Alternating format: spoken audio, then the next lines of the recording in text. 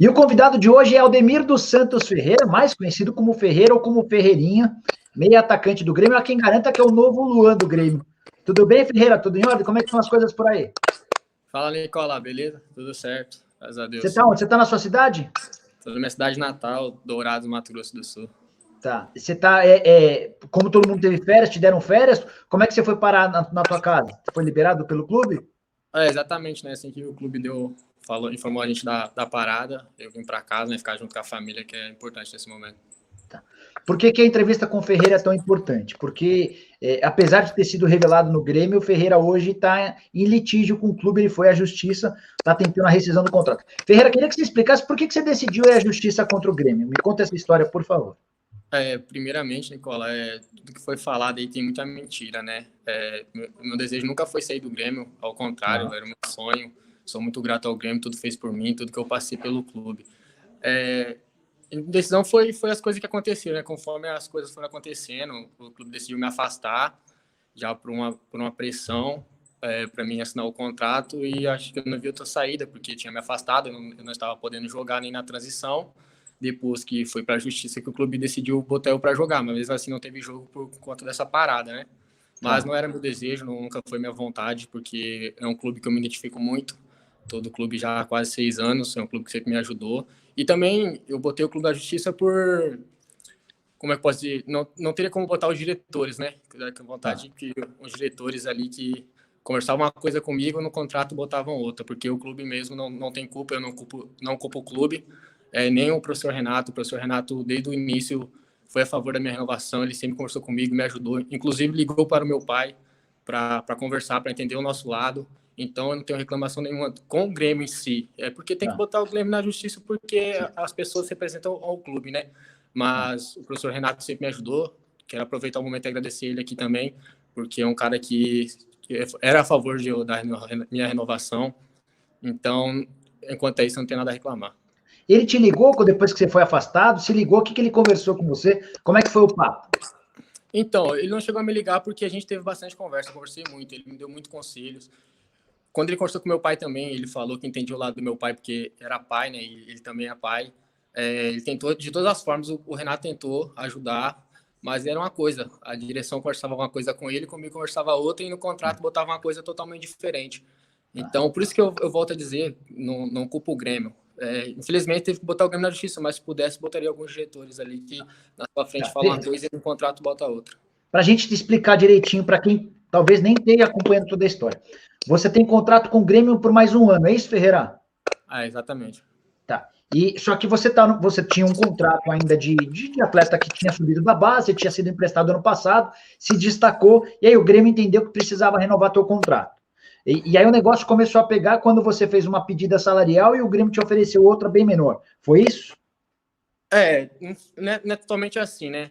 Eles não contam também que ano passado eu renovei o contrato sem aumento salarial. Ninguém conta isso, ninguém fala. Nenhum jogador hoje no mundo renova um contrato sem ter uma bonificação, sem ter um contrato aumentado no salário. Eu aceitei isso. Eu falei, não precisa aumentar meu salário. Eu aceito. Ano passado isso. Eu subi, eles me ofereceram um salário que tem gente no grupo de transição que, mesmo eu renovando, ganharia mais que eu. Como que um jogador do time profissional pode ganhar menos que um guri da base? E não estou dizendo que quem ganha não merece, porque os meninos fizeram por merecer, ao contrário. Mas, você está olhando a sua situação. Isso, a minha situação. Tipo, eu me vi ali e falei, pô, o guri tá ali, porque o Grêmio amigo falou, alguns me falaram, eu ganho mais que isso, então você tá certo mesmo, você não pode aceitar isso.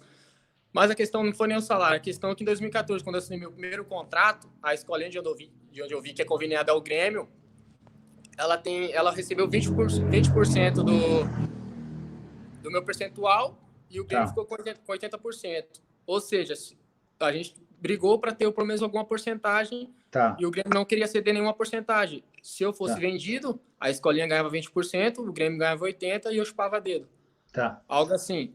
E aí o Grêmio, em questão disso, quando a gente fazia uma contraproposta para o Grêmio não fazia outra contraproposta, só falava que não e ficava parado. E foi indo. Isso desde janeiro.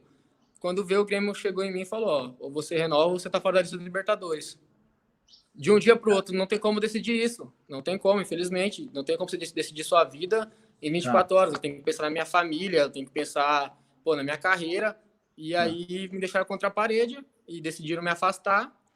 Mas eles, volto a dizer, o diretor falava uma coisa na minha frente, falava uma coisa, quando mandava o contrato pro meu agente, mandava outra coisa. Então, não teve jeito, eles acabaram me afastando. Mas volto a dizer, meu desejo não era esse, em nenhum momento, porque um clube que eu aprendi muito a respeitar e amar é o Grêmio.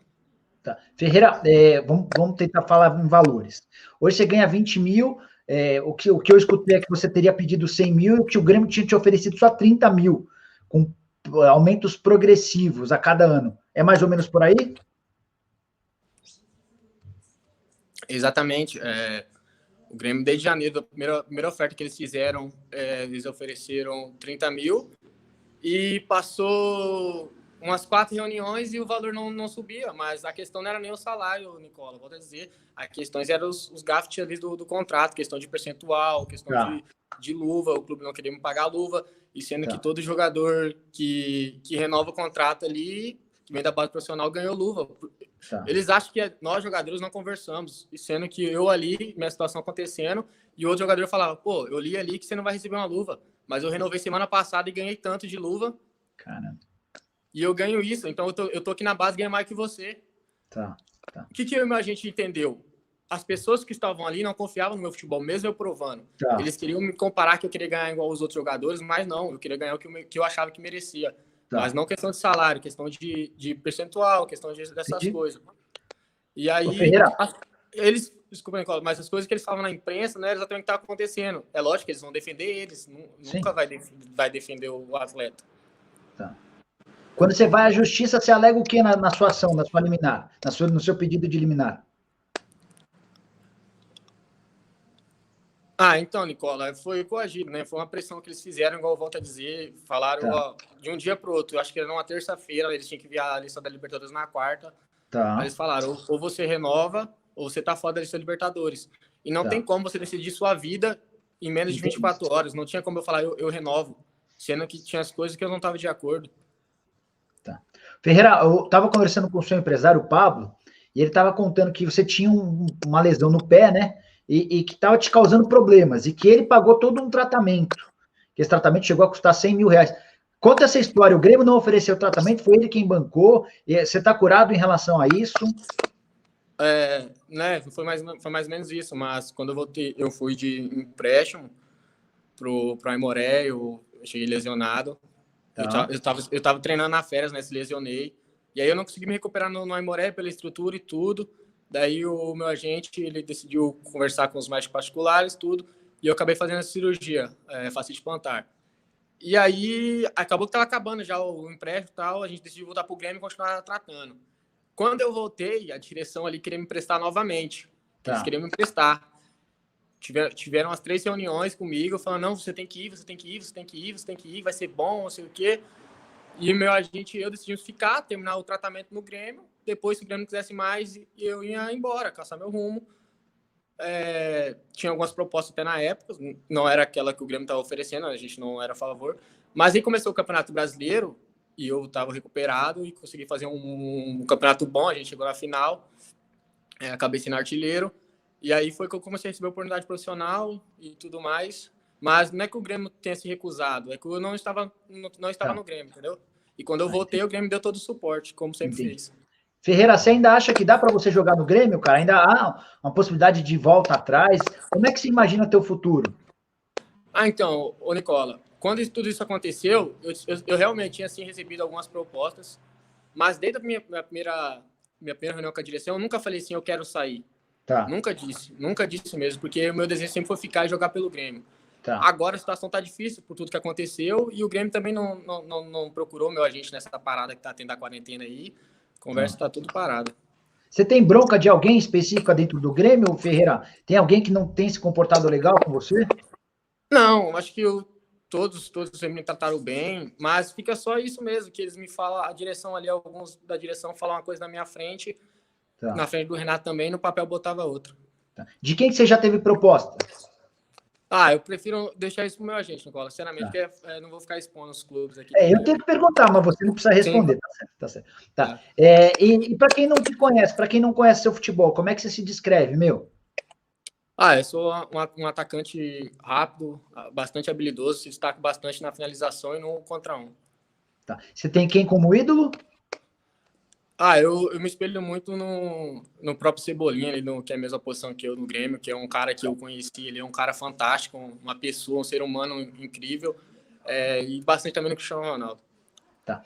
Para fechar, se não der certo essa sua ação na justiça, e a justiça determinar que você não vai conseguir a rescisão do contrato, o que você vai fazer? Você vai esperar até o fim do contrato? Você vai treinar afastado? Como é que você está imaginando os seus próximos passos? Não posso não falar sobre o futuro, né? Eu não sei como é que vai acontecer as conversas daqui para frente, então isso eu deixo pro meu agente. Mas volto a dizer, meu desejo nunca foi sair no Grêmio, meu desejo nunca foi botar o Grêmio na justiça, mas a direção fez isso, né? Botou afastar um jogador que estava lá em cima, não tinha por quê? Porque eu sempre cumpri com meus trabalhos, sempre cheguei no horário, treinava bem, nunca dei migué, não tinha por que me afastar, mas eles acharam que era melhor me afastar para botar uma pressão em mim, mas aconteceu tudo o que aconteceu. Bom, o Pablo, seu empresário, ele criou-se um desgaste entre ele e a diretoria do Grêmio por conta da venda do TT. E o curioso é que o TT foi a maior venda do Grêmio na temporada passada, 65 milhões de reais. Foi uma baita venda, né, para um jogador que ainda nem havia atuado no time principal. Você acha que essa treta pode ter tido alguma dificuldade para a sua renovação de contrato ou nada a ver? Teve sim, Nicola. Até curioso você perguntar isso, porque desde quando saiu essa briga com o Grêmio, vários empresários me ligaram e falaram assim: fecha comigo que a gente consegue no Grêmio tudo que você está pedindo. Caramba! Então, ou seja, eles também entenderam que a treta era com o Grêmio. Eles queriam dizer assim: eu tenho moral para chegar no Grêmio e conseguir o seu contrato. O seu empresário não. Entendeu? E como é que ficou tua cabeça ouvindo isso? Como eu volto a dizer, a questão não era empresário, a questão não era dinheiro igual os outros empresários estavam dizendo. Tá. Aí eles acharam que eram isso, acharam que era a briga com o meu empresário, mas eles contaram talvez um pouco de raiva do meu empresário em mim, acabou sobrando para mim, o mais prejudicado na história acontecia que sempre foi eu. Com certeza. O Ferreira, se houvesse a renovação, é verdade que a comissão, que seria do Pablo, ele ia destinar para a construção da casa dos seus pais, para a compra da casa, ou não tem nada a ver essa história? Sim, exatamente. Até num contrato ali que eles me fizeram, que eles tiraram minha luva, eles botaram só a comissão do agente. Ou seja, eles acharam que o Pablo estava nessa situação por dinheiro. Mas não, desde o início, o Pablo conhece minha situação, sabe que eu não vim de família rica, sabe que toda a dificuldade que eu passei, ele sempre me ajudou. E ele falou, a comissão que o empresário ganha, que todo empresário ganha comissão também. Ele falou assim, a minha comissão eu vou te dar para você comprar a casa dos seus pais, porque ele sabe que meus pais moram aqui na minha cidade de aluguel. Então ele falou, a minha comissão eu vou te dar, mais a sua luva, você compra a casa dos seus sonhos lá, ajuda a sua família, ajuda seus avós. E aí eles acabaram tirando essa luva minha, achando que o Pablo ia crescer o olho e ia pegar o dinheiro para ele, mas não. Tá. Bom, Ferreira, de desculpa, te interrompi, fala de novo. Não tem essa de dinheiro, igual muita gente pensou. Tá. Você chegou a pedir 100 mil mesmo? Você fecharia por menos que 100 mil por mês de salário? Nicola, é até engraçado falar isso, porque a gente tinha aceitado 50 mil de salário, os caras falaram 100 mil. Por isso que eu volto a dizer, não era salário, a questão era questão de luva, de percentual. Porque eu volto a dizer, Nicola, eu acredito no meu futebol, eu tinha certeza que eu ia ganhar meu espaço aos poucos, trabalhando bastante, ia começar a jogar. Se eu sou vendido, o Grêmio ganha 80% dele, a escolinha ganha 20% e eu não ganharia nada. Tá, entendi. Boa. Ferreira, acho que foi bem esclarecedor, queria agradecer a sua atenção, interromper as férias aí para bater um papo, desejar que essa história acabe o mais rápido possível e você possa jogar, porque pelo que deu para ver, talento você tem de sobra. Obrigado pela atenção, Ferreira.